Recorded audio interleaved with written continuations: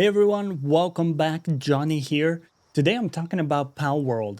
There's been a lot of talk, both positive and negative. Some people are saying, it's just a ripoff, right? You're throwing balls out there, and everything else is generic and uninspired. And other people are completely in love with it. I'm somewhere in the middle. I want to talk to you about what I think and what you can really expect from this game, the good, the bad, and the in between. So I want to do that by basically showcasing you what my experience has been so far, and that I think that's going to highlight some of the kind of high points and low points in the game. The first thing that I would say is that the presentation does look quite generic. So when you look at it, right, you got this sort of fantasy world that looks very much like a maybe a Breath of the Wild inspired Genshin Impact kind of thing. And I get that that's not going to speak to some people. I would say, though, the design of the pals is really well done. They got some really cool designs. A lot of them have very unique animations and things that they do. Oh, look, there's a raid coming in my base. So what you see here is my very first base. And honestly, it's awful, right? I got a square building. I was figuring out how to do stuff. We got some like beds all over the place. Like everything is built in a shabby way. And what I figured out in this stage is that, dude, it really sucks to hit trees or rocks to gather materials, right? So I went on to try to problem solve that. And what I did is I created a new base over here that's kind of my resource farming base, and that really changed the game for me, because once I had this going, I no longer needed to farm for basic materials, and I'll show you here in a second. And this is some of what I think the game does best when it comes to colony management and base management, that type of thing. I was able to create a whole new base very quickly, because you can see here, this is our PAL box. You always spawn right behind it. So I have this chest here. So what happens, even if I'm over encumbered, when I fast travel to this base, I'm spawning right here by this chest. So I can come in here, I can dump whatever I need to dump.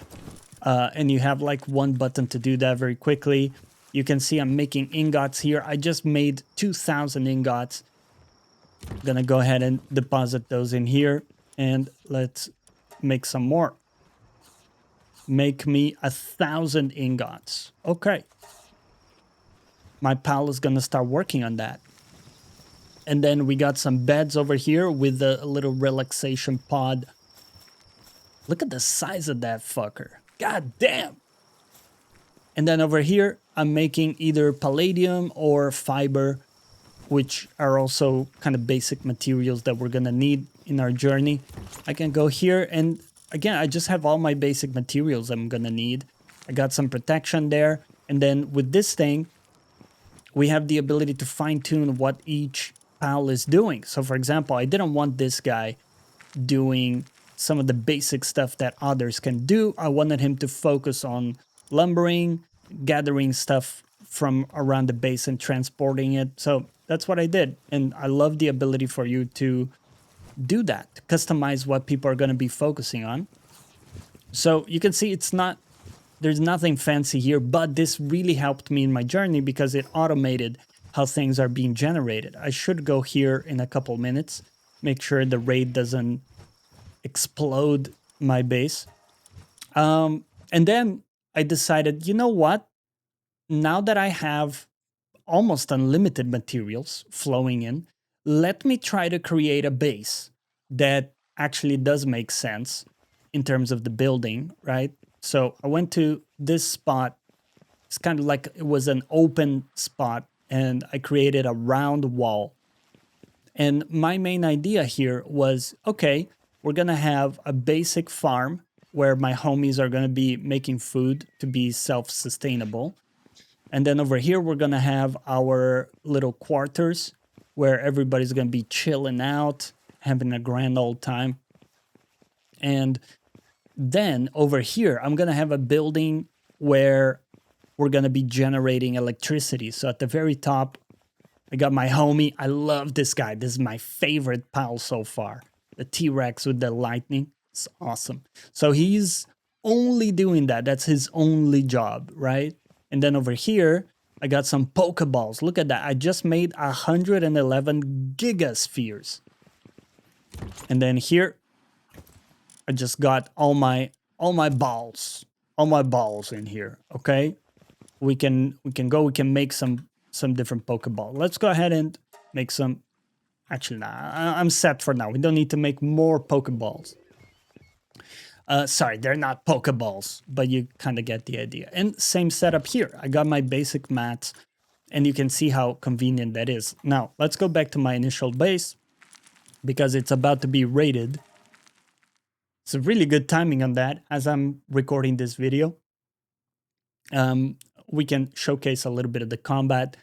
I would say that the main frustration people will experience with the game is that the story is just a nothing burger. At least for me, when it comes to the story, I'm not paying any attention to it. I think it's pretty hollow.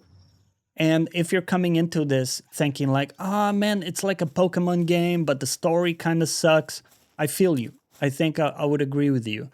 For me, the colony management, the building, and like the exploration with some of the combat is where the fun is at with this game. Shoot these homies. Let's get my... Let's see. We'll get this guy out to play. We'll grab my sword.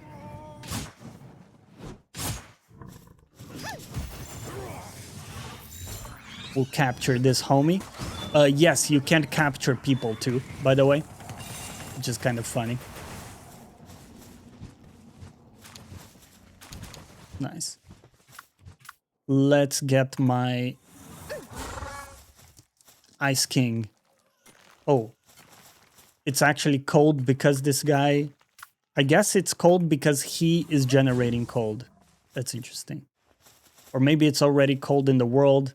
You see, this guy gives me a bit of warmth, I think. It's kind of interesting.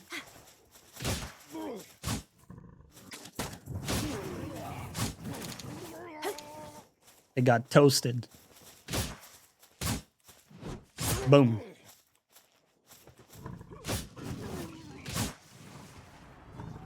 See, I have something called a mercy ring that makes it so I don't kill enemies. They are like 1 HP, but my pal can kill enemies. So that's what's going on there. And the reason we have this is that sometimes you want to capture instead of kill. So that becomes easier. Let's go ahead and eat a little bit. This is a survival game in part 2. So you constantly need to be eating. But similar to the resources, the farming takes care of all your needs. So you don't have to like manually look for this. I mean, just take a look here. This is my food box. I got like just an insane amount of berries, right? Probably shouldn't do that though. It's gonna be too many. And actually, you can see over here my kitchen area. We were, let's see, let's go ahead and make 100 baked berries. Let's do that.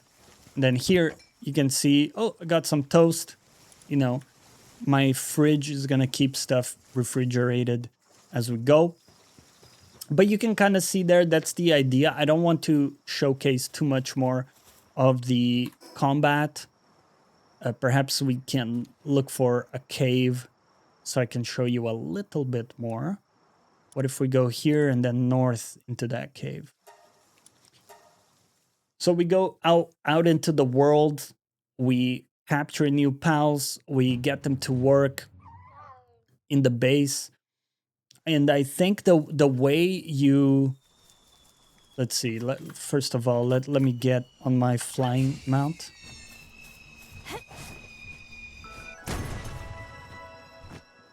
Well, something just dropped. there's been a meteor. These are gonna be meteors that drop every now and then with meteor rock that you can use as materials. So for example, why don't we go in here and attempt this boss? Let's get you as my pal. We're gonna go in. So these are some of the dungeons you can go into, and you fight a boss. You can even capture them at the end, right? Maybe I'll give that a try, showcase you guys. Here we go. This is a plant type pal. Let's get my homie out. He's gonna do some nasty fire damage. I do have my gun.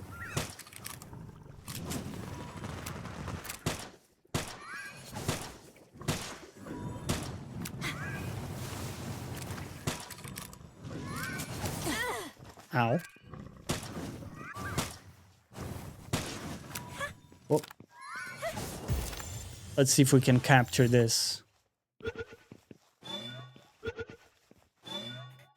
And we got it. We got a valet level 27. Very nice. So let's get out of here. And what I want to show you is once you capture them, you can go back to your base, see what they're good at. In this case, obviously, the work this pal is going to do is going to be plant related, right? Because it's related to their pal type. So if you get a fire pal, they're going to be good at fire stuff. Get me out of here. Let's look for a fast travel stone. So that's kind of the flow of it. I do also have a level up, so I can showcase some of the stats here. These are the stats you're going to be able to upgrade in your journey. Things like work speed, I don't care too much about. I really think HP, stamina are really important as you go. But even things like attack, I don't particularly think are that useful because a lot of the heavy lifting is going to be done by your pals. Let's capture this. Let's go. Very nice. So this is a Bristla. How you doing? So if I hover with my Pokeball, you can see that we don't have enough of these. So I want to see, here's what I'm going to do. I'm going to get off and put my pal away so we make sure to not kill. So with the Ring of Mercy, you can see she can go very low HP and I can throw that, go ahead and capture it. And for each pal out there, you have a reward for capturing 5 of each. And it's important you do that because that gives you a lot of good stuff. It gives you like the ability to upgrade from it. And yeah, so it's going to be like one of your objectives as you go through the game is going to be try to capture 5 of each. It's going to get you those little statues that allow you to then upgrade in your base. I can show you in a second what that looks like. But this is kind of pretty much it. So I would say for someone who enjoys this type of gameplay, actually didn't have that unlocked so far. If you're into the colony management, if you're into the building, the exploration and combat, that's going to be really rewarding. Way more than anything else. I could point you to a lot of things that are in the game that I don't give a crap about. Like, you know, all these like side quests and stuff. I'm doing some of them, but I just really don't care that much. I'm really just enjoying the main mechanics with the pals and everything. You can see here. We can sort by all kinds of things, right? So for example, if I'm looking for a planting pal, you can see this one has a level 5 planting skill. So they're going to be sorted based on that. This is the one that we just captured too. If we look at some more detail, Here are the skills they have. These are the passives that they come with. These are going to be re-rolled every time you capture them. So there's so much stuff here. And I find this system super, super fun to play around with. And then over here, you can see I can enhance base. These are the statues you will get for things like getting the 5 of each. And for example, I can upgrade my move speed here. I can also upgrade my satiety. Is that how you pronounce that? Yeah. Yeah. So that's kind of the vibe. Hopefully, this was interesting for you to see a perspective on the game that isn't simply this sucks or this is the best thing since sliced bread. Although I would say sliced bread is kind of overrated anyway to begin with. But that's going to be a whole diatribe for another day. I hope you guys enjoyed this little dip into Palworld. Tell me down below, where do you stand? Are you enjoying Palworld? What has been your favorite aspect of the game?